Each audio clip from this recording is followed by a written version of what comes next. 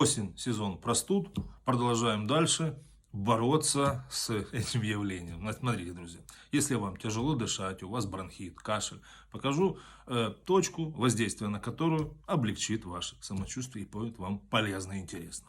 Как эту точку найти? Смотрите, сложили руки вот таким образом и под указательным пальчиком на предплечье, под указательным пальчиком противоположной руки, вот здесь, вот вы так сложили руки и под указательным пальчиком сразу нужная нам точка.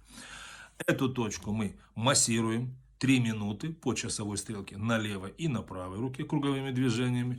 Можем эту точку прогревать моксами или даже тепло, сигареты тоже подойдет. Но аккуратно, друзья, не сделайте себе ожог. Прогреваем на безопасном расстоянии или грелка. Дышите, друзья мои, свободно, не болейте и помним, что самое основное и важное средство профилактики любых заболеваний — это доброта и взаимопомощь. Всем доброго дня, до свидания.